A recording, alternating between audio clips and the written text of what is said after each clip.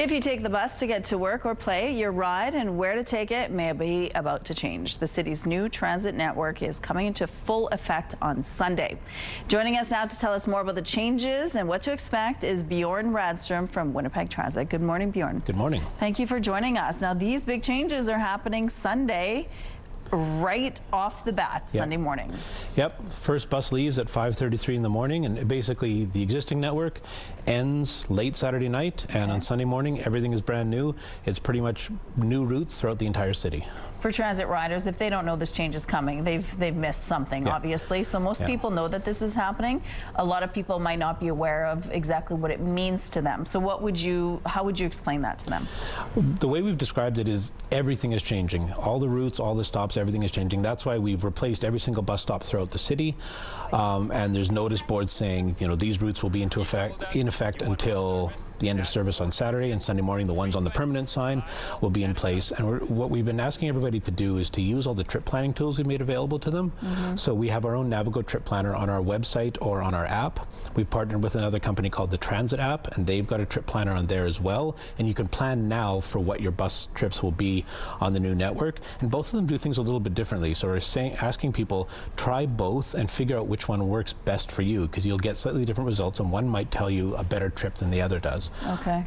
So a lot of people have tried this, have looked at it, and have examined what it will mean to them. And some people are saying that it'll mean more transfers for them. It'll also mean, you know, longer wait times, maybe more walking distances to reach the next bus stop. What would you say to that?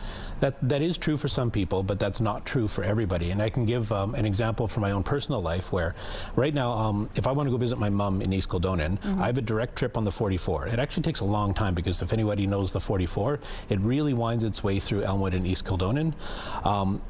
After the new network is launched, if I want to go and visit her, I have a couple different options. One requires one transfer, one requires two transfers. Both of them are actually quicker than the direct trip. So we're asking people not to prejudge what you're seeing and to actually get out and use it, because you might find that even with the transfer, it's a lot more convenient and even quicker. Now, you were explaining this off camera a little earlier, that the system we have in place right now really was designed for the 50s and 60s. Why is that? Because back then, the most important thing was getting everybody into downtown in the morning and out of downtown in the afternoon. And downtown will always be our biggest single destination, but it doesn't have the same prominence that it did back then. And when we were doing public engagement and developing this plan, what we heard clearly from people is they want to be able to get from anywhere to anywhere. They don't just want to commute. If they want to use a sustainable mode of transportation, they want to be able to use it to do things like going shopping, visiting their friends, just getting around. And this new network will allow that, and it doesn't depend on everybody coming to downtown to transfer and then leaving on a different route just to get across the city. There's more direct services across the city from neighborhood to neighborhood. And the old system had sort of reached its capacity already. You said that only 8% of people are using transit based on the old system. You think this new system will increase that substantially? Yeah, we've got goals set out in the city's climate action plan to really increase the number of people that are taking transit and using other sustainable modes of transportation. So if we want to double transit ridership in whatever time horizon, we really needed something different. Because if only 8% of trips are by bus right now, what that tells me is that sure, there's a lot of people who just don't want to take transit, but there's also a lot of people that can't because the system just doesn't work for them. So this new system that allows you to get all around the city really opens up being able to use transit for a lot more people. So for someone watching this right now and they want to try it, what's the best way to do it? You talked about those two different systems to test out.